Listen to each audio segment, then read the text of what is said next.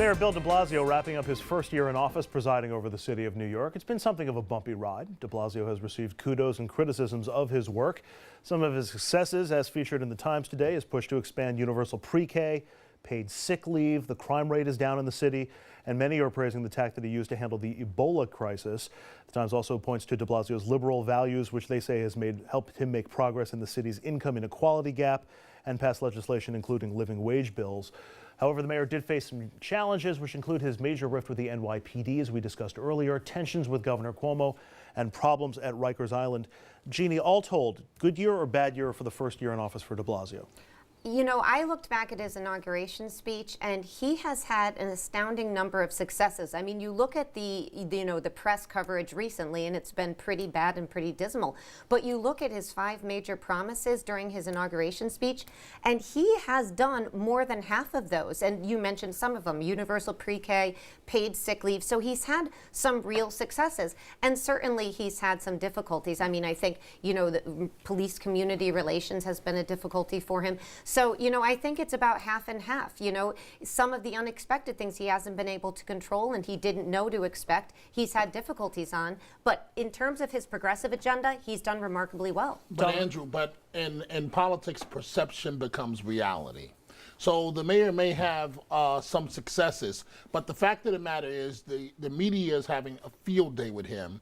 There are all signs indicating that he's going to be a one-term mayor.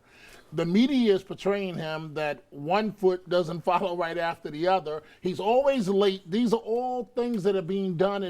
And when you talk about the relationships with the NYPD, so Mayor de Blasio and his wife, and what Democrats are saying privately, his wife is calling some of the shots, and why is she so public? And I don't mean to sound sexist, but these are all things that are being said. The mayor's got some major problems. Richard? He's done a lot of things that he said he would do. They're important things. He's changing the city's direction from a government that was basically concerned with the welfare of the rich to a city government that's concerned with the welfare of everybody. And he's shooting himself in the foot on a regular basis. The lateness to the meetings, the comments about alleged assaults, the inability to appear to be as competent as his record may show him to be is hurting him. He can fix that. And if he fixes the political piece and the small stuff, he'll emerge stronger than people think he is. Tom Doherty? I think if you're looking for a successful progressive agenda, he has done a very good job in his first year. But as I said, his first week in office, if he runs into one problem, and that being crime or the problem with the police department, he will not be able to do a lot. And that is what has happened to him. I mean, look, he has a city council that will give him just about anything he wants. And as Jeannie pointed out, if you look at his agenda, I mean, he has accomplished a lot in the first year. Crime is down, Tom. No. I didn't say it wasn't. What I said was when I made the comment, I said the only thing that will cause him a problem if there were to be a spike in crime, or if he runs into a problem with the police department.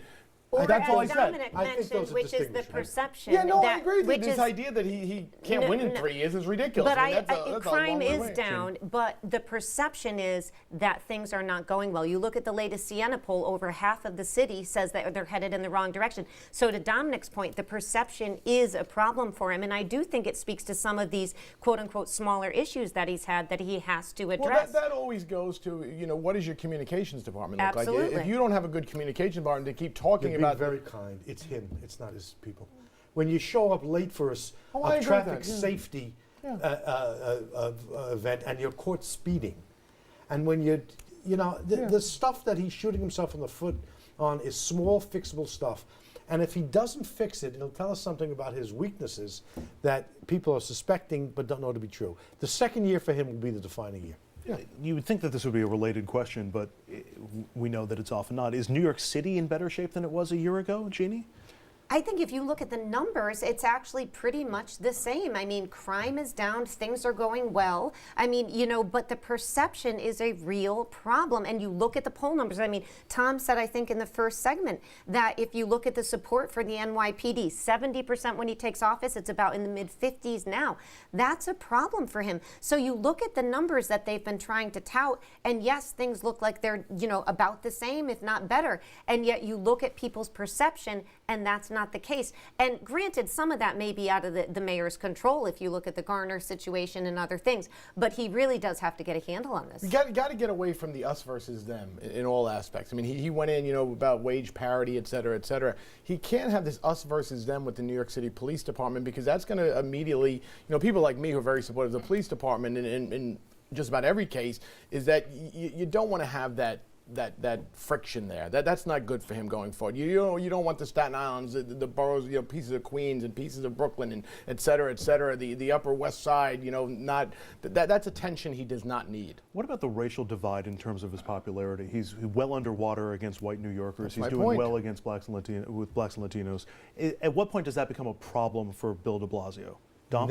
Never, if he continues to win elections like he won the last primary. Right. If what he's doing is the mirror of what Giuliani did. Giuliani became mayor, and he paid attention to the people who voted for him, which were largely white, middle-class people in Queens, Staten Island, and elsewhere. And he sort of ignored, to his peril, the black and Latino communities and the communities of color. Never hurt him politically because he had enough votes with who he was nurturing to stay in office. I think, to some extent, that's true for de Blasio. You can't make these judgments in the middle of a police crisis. Right. He can turn that around. He does have accomplishments, and his change in attitude, this is no longer the Mike Bloomberg city of the rich, will resonate across class But and it race is lines. going to be a problem for him, because if turnout is much higher in the next election. He had the lowest turnout at 20%, granted because there was not much competition. 750,000 people voted for him about.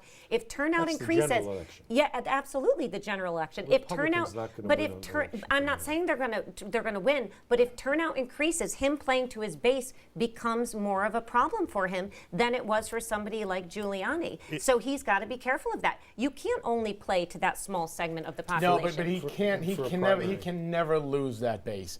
I mean, you're going to go but through. there's no possibility he would. Who would he lose well, it to? no. I mean, He could lose it to Ruben Diaz. He could lose it to a Scott Hispanic. I mean, he could lose the African American community to somebody. He has didn't even lose it to Bill Thompson. Because why? Because Bill Thompson was very supportive of the police department. That's why Thompson, he didn't say anything about about stop and frisk. Remember, he took a But you pass think that on that. Scott Stringer is going to come in and do that? No way. I don't know. It's a long way off. I'm just saying is that you can't run that risk. You can't lose the support that you now have. Quickly around the table, one piece of advice for Bill de Blasio for 2015. Tom.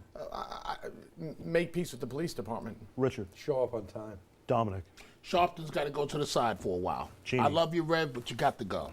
Jeannie? Meaning that's what I would say if I were the mayor. I would focus on managing and governing versus running.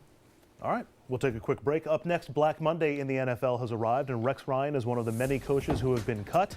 We'll have a look at the football firings when we come back.